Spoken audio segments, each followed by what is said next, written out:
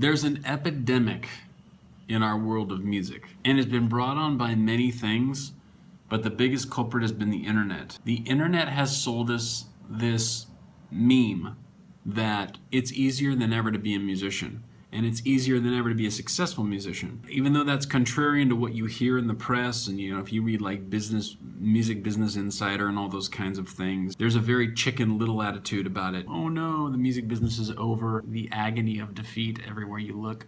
The problem with that prevailing attitude, that is taking everybody into account. Hundreds of thousands, if not millions of musicians, but only about 10% of those many, many millions and millions and millions of people are actually producing something that people would actually pay money for. And when you get that through your head, when you think about that, it's a very sobering thought.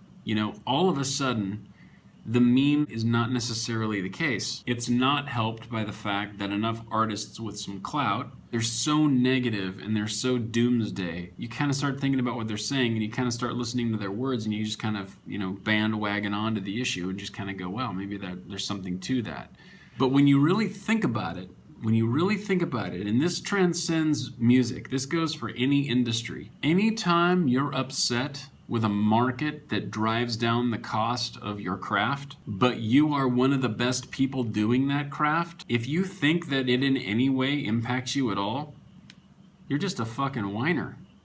If you are the best at what it is that you do, you're not going to be impacted by it because you are the cream of the crop. You're in the top 10%. And the top 10%, if you look at it economically, and if you look at it from a business perspective, they rarely, unless there's a market crash or some sort of other act of God style thing that happens to the actual marketplace, the top 10% are where the eyeballs are. It's just like when you go to the supermarket, look at how the cereal aisle is laid out. All of the shit they want you to buy with the highest profit margin is right at eye level. Everything that they don't want you to buy, like the oatmeal, the muesli, which doesn't make them shit because it's so expensive to produce that there's no margin gap between what they pay for it at wholesale and what they sell it at retail. Pop-Tarts don't have a huge profit margin, so those are always at the very top. They're always on the top where you can't even fucking see them, which really drives me nuts because I love strawberry Pop-Tarts. All that stuff is either at the top of the aisle or at the very, very bottom of the aisle, but it's never at eye level because they don't want you to buy it. So those guys in the middle, Lucky Charms, Cookie Crunch, all that kind of stuff, they don't have anything to worry about. I mean, think about how much it must cost to make Fruity Pebbles. Ridiculous, right? It's freaking Rice Krispies that fell in the wrong color. So if you're one of the top 10%, you don't have anything to worry about. If you're a top earner, you don't have anything to worry about. If people are consistently and constantly interested in what you're doing, you don't have a whole lot to worry about. The problem with the internet is that it lumps everybody into that category and sells you the false promise that you don't have anything to worry about. The attention graph of music lovers looks like a Jackson Pollock painting, puked all over the wall. There's no rhyme or reason to it. Nobody knows where the attention is. Somebody comes out with something today. Beyonce just surprises us with something. Somebody drops an album. Kanye just launches something, freaking naked pictures of people. But it's over by tonight. It's over by dinner time. And that's the attention graph that we're looking at. That's the scale of interest that we're playing with as musicians. And we're all sharing that pie. And so it's harder than ever not only to break onto the attention graph, but certainly to, scale up to the top of it. It takes a hell of a lot of work. And the biggest thing that's keeping people from putting in that work, they're fucking lazy. Everybody wants an easy answer. Look, you're looking at a guy who does 3 podcasts to help musicians. I write a blog. I have a vlog on YouTube. I created an organization that's global now for composers to help them interact and mingle and share knowledge. I mean, I'm doing a lot of shit to help people out. And I get barraged with emails and tweets. How do I do this? What am I doing wrong here? What do you think about this? How do I do that? La la la, blah blah blah, blah blah blah, ma ma ma. And while I appreciate that people are curious about what my opinion is, do the fucking work. I did the work Now you do the work. Look, it's great to sit around and have ideas and think, oh, I should do that. Oh, my website would be so much cooler if I did. Ooh, this is a great idea for a record. Ooh, this is what I should do with my next film school. Oh, I'd love to play a concert like that. Ooh, I'd love to do that festival. Ideas are shit. I go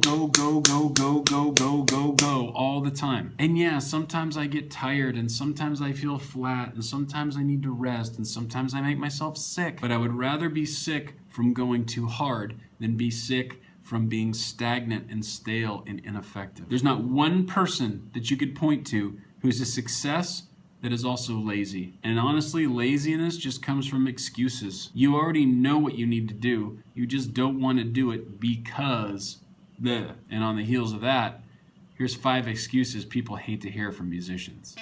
Number 1, I don't work for free. The biggest bullshit excuse of them all.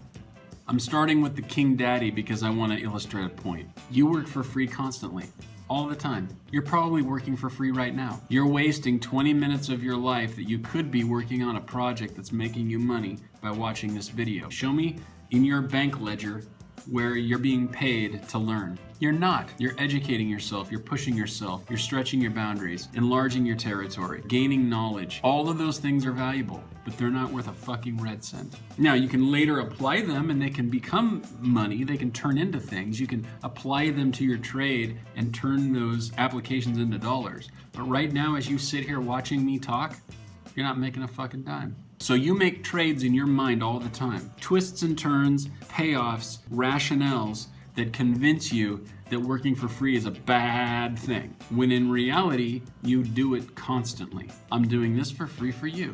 Brings me no monetary value. I'm not selling you anything. I don't want your money. There's not going to be a thing at the end of this video that says, for even more secrets, I'll give you number 6 for $10.99. It's no bullshit like that. You know what the payoff is for me? It makes me feel good. It makes me feel good.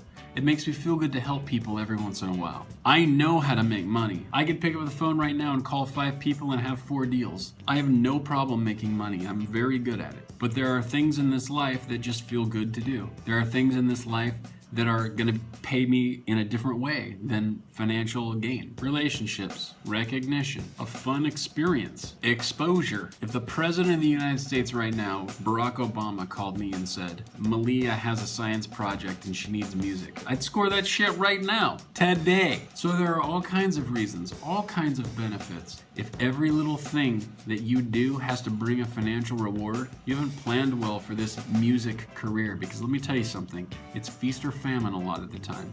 And if you don't plan for the famine times, you're fucked. Your family's gonna hate your guts. Excuse number 2, I don't have time. I'll bet you $1 million if I came over to your house and sat with you for an entire day, I could find 4 hours of time that you're just totally wasting. I find time in the most craziest of places, and I maximize as many minutes of my day as I possibly can. I can't maximize all of it, and I hate when people say that. I hate when they say, maximize every minute. It's impossible. Shit happens, man. You gotta roll with it. But there is a way to maximize as much time as you possibly can if you plan really, really well. Cutting out all the extraneous bullshit from your life, washing the car, mowing the lawn, going grocery shopping, all of those kinds of things can be automated. You can have your groceries delivered. You just do it online.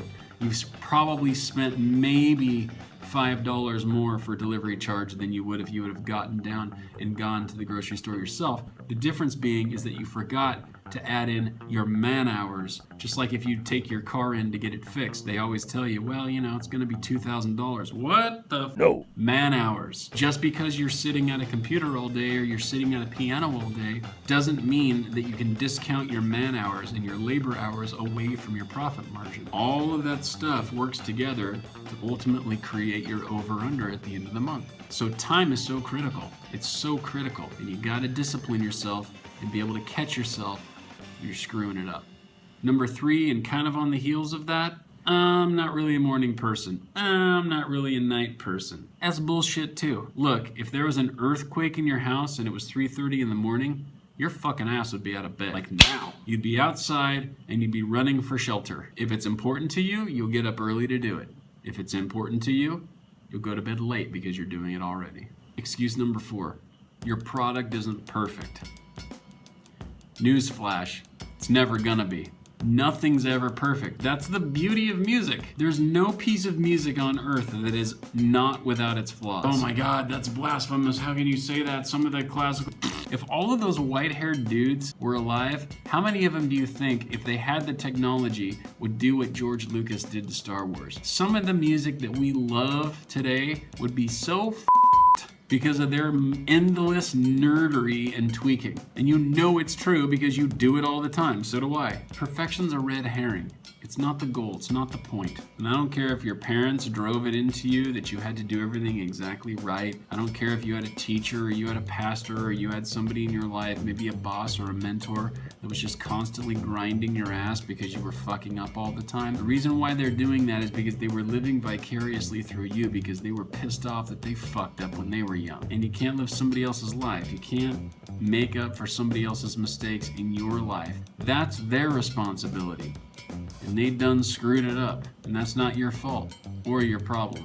The best thing about not being further down the line in your career is that you have tons of time right now to make all the mistakes you can possibly make. If you're starting out and I was you, I would be making as many mistakes as I could possibly make. I would be trying so much shit because that's where the fun is. That's where the fun of creativity is when there's nothing on the line. You have nothing on the line. And you might think, well, look, I'm just starting out. Everything's on the line. There's nothing on the line. You have no responsibilities. You have very little overhead. You could pick up and move to another city almost tomorrow if you wanted to, if you really think about it. Well, no, I got a job. You can quit that shit. People do it all the time. They just walk out. They just don't show up the next day. You have all the power in the world over your own career and your own life. You can do whatever the hell you want to do. So if you screw it up so badly that you got to skip town, the consequences are low. Okay, that was a little out in the weeds.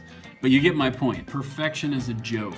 There's so many people out there in the music business, and the film music business too, if you're a composer, that are just so worried about getting it right. Everybody's getting it wrong all the time, daily, on an hourly basis. Making those mistakes early and often is really the key to later on being really, really, really good at what you do. And then finally, number 5, I don't have very many fans. Now, I hear this a lot because I'm a consultant for a couple of major label companies. And a lot of artists are really, really worried about how small their fan base is. And I'm going to tell you what I tell all of them. It doesn't matter how big your fan base is, it matters how intense your fan base is. I could do way more with 3 crazy fans that are just rabidly in love with what I'm doing than I could with 100 fans who just liked my page because they want to help me out. That's what you got to think about. You got to think about how many fans you have that are absolute agents for what you do. A lot of people ask me, should I get an agent? Should I get a manager? Should I get some form of representation to, really push me out there and push my image? No, you should get 10 people who are just crazy fucking in love with you that are nut jobs online and just let them go to town for you. I have an agent right now. He's a great guy. We're like brothers, We're like family at this point. We've been together so long. And he's awesome. I go to his house for Christmas. But he's got a million other people to deal with. Your fans just have you. And they love you, and they care about you, and they feel connected to you. They feel like you speak to them. That's a deep, deep connection that you'll never get with some schmo that you're paying 10%. So figure out a way to really connect with your fans. Figure out a way, even if there's only one of them. Man, make love to them like they're freaking the last person on earth. That is much more valuable than having a huge fan base that is anonymous and not around, not paying attention, and has to be reminded through notifications and emails and alerts. The crazy fan never needs to be reminded. They just can't wait for it. That's the kind of fan you want. So quit making excuses for your career. Start putting some of these things into practice. Start working hard. And if you think you're working hard, fucking work harder, because I promise you're not working hard enough. In today's climate in the music business, very, very few people are working their ass to the bone. And even those that are, some of them aren't that effective because they're working down the wrong path. They're looking down the wrong avenue. They're trying to cut through the wrong field and plow through that's a lot of farming. They're focused in the wrong area. And I think if you really get focused in the right areas, really think about what people are looking for from you.